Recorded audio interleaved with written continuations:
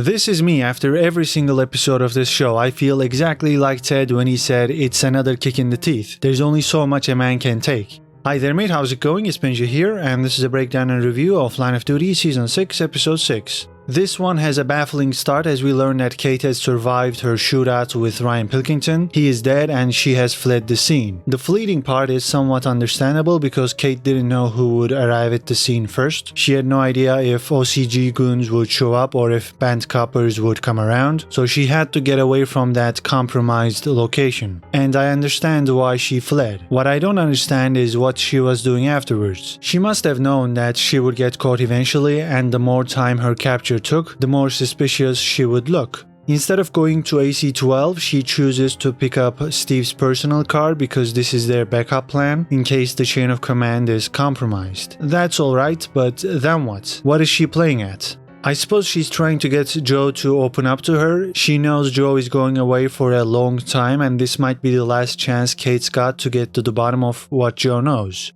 Joe brings Kate to Kingsgate Printing Services, and Gail Vella's laptop is apparently in there, but before they can take a look around, the police find them because Chief Constable Philip Osborne has put tracking devices on all vehicles used by AC-12 officers, and because this is Steve's vehicle, they're able to locate Joe and Kate. And again, we have a strange moment here when Kate tries to outrun the police. I mean, my reaction to that was similar to some TED quotes from this episode. What an unnecessary and ludicrous sequence that was. I just couldn't believe my eyes. At one point, after Kate knows she's trapped, she gets out of the car and looks ready to use her friggin' firearm. She's failing to surrender. What was that about? What is she gonna do? Shoot her way out? I hate it when good shows feel the need to escalate tensions using borderline comical methods, like Kate getting involved in a police chase and then getting ready to draw her firearm on dozens of cops because she feels like she's being set up. Kate's behavior just doesn't make any sense, especially for such a smart character like her, but in the end she surrenders and they're both taken into police custody. Before we move on to the 30-minute interview of Joe, we have to mention 4 things to get prepared.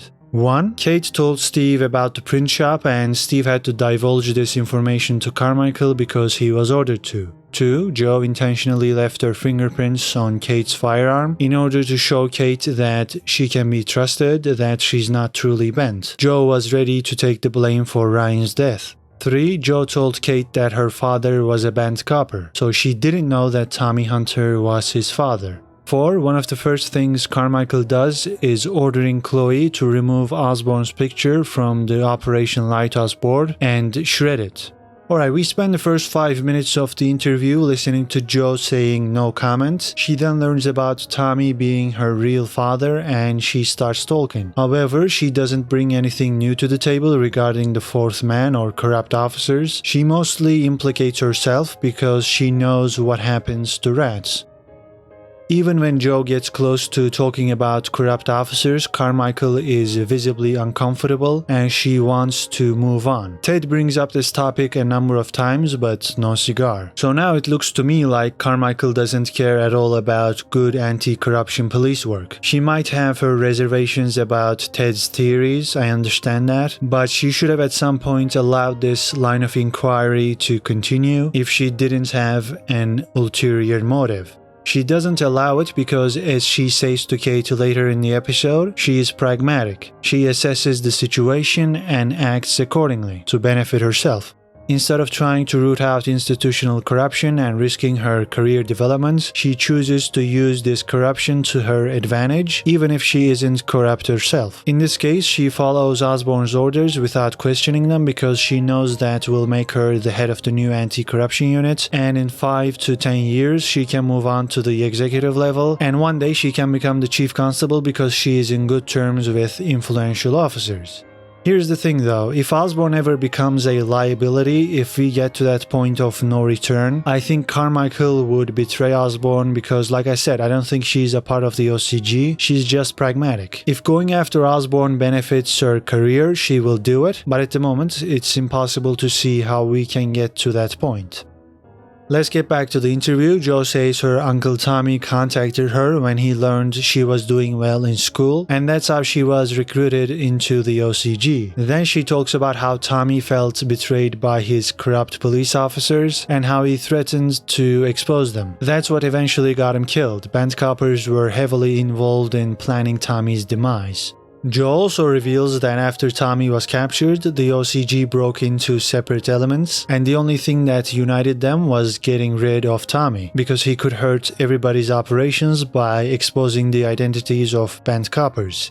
Before Ted can dig deeper into these corrupt officers, Carmichael moves on to how Jo got the Gail Vela case. The previous senior investigating officer on the case was pursuing the contract killing angle, which is why Ian Buckles had her removed and specifically asked for Jo even though they had never worked together. This means that Ian was working for the OCG, but because Jo framed him with the files in the boot of his vehicle, Ian will most likely be released. So will Farida Jatri, because Jo admits to framing her as well. The charges against Farida and Ian were based on evidence planted by Jo, so they're gonna go free, even though Ian looks like he was bent. When Marcus Thurwell's name comes up, Jo goes back to her no comments, but it's easy to read her. I believe she thought Marcus was her father, and that's why she told Kate that her dad was a band copper. Later in the episode, the Spanish police conduct a raid on Marcus's house and they find his rotting body. It's been discovered that Jo was communicating with an OCG member located in Spain. I think she thought this was Marcus, but he's dead. So someone posing as Marcus and using a Spanish VPN was manipulating Jo. This person posing as Marcus is most likely Philip Osborne, who I think is the fourth man. Ted once again tries to get to the bottom of this, but Carmichael moves on and charges Jo. Jo also takes responsibility for Ryan's death, but she won't be charged for that because it was a justified shooting. But then why would she have to take responsibility in the first place? Kate would be fine anyway, right? Well, not necessarily. Sure, Kate would never get convicted for Ryan's death, but that doesn't mean she wouldn't be charged or investigated. Kate would have to deal with the fallout for a good amount of time, even if the shooting was justified. That's why Jo takes responsibility. She wants to clear Kate's name once and for all. After Kate is released, she becomes the SIO on the Gail Vela case and she goes back to the gun workshop found in episode 5. She wants to know what's under the floor because OCGs are known to hide bodies, files, or cash under there, which could turn out to be crucial. The forensic team will take a look at that floor using ground-penetrating radar, but that will happen in the next episode. Last thing we gotta talk about is the Spanish police operation conducted in order to capture Marcus Thurwell. A lot of people are saying that he can't be dead because he's played by James Nesbitt and he's a famous actor, so he wouldn't agree to such a small role. But I think that's exactly why they got a famous actor for this role. In the past, when AC-12 were trying to find out who H was, we had all of these unknown characters and actors on the board, and because of that, there was no way those unknown people could be H. The viewers just disregarded them, and those characters didn't feel any theories. But now, because they've got James Nesbitt to play this role, it looked like Marcus Thurwell would be crucial to the puzzle, and the actor's name recognition alone elevated this small character. I think that was intentional, and I think Marcus is dead, and this was just a cameo by James Nesbitt. As always, I'll be honest with you guys and gals, this episode was a bit disappointing. The first 15 minutes seemed somewhat unnecessary and over-dramatized. I don't like what they're doing with Kate. We haven't uncovered too much new information, and it felt like everything we saw here could have been addressed in 30 to 40 minutes. In previous seasons, we got hour-and-a-half long season finales, and this episode felt like the first part of a season finale that was stretched out to 60 minutes to make it a standalone episode. I guess that's why there are 7 episodes this season. They got rid of the hour-and-a-half long season finale and made it into 2 hours and 2 separate episodes. But still, this wasn't a terrible episode or anything. Kelly MacDonald was great, she nailed the interview scene. Marcus Thurwell's death was somewhat unexpected and it was a nice twist. I liked how helpless Ted felt, how desperate he was. I sympathized with him, and yeah, even though this was worse than I expected, it was still a decent episode.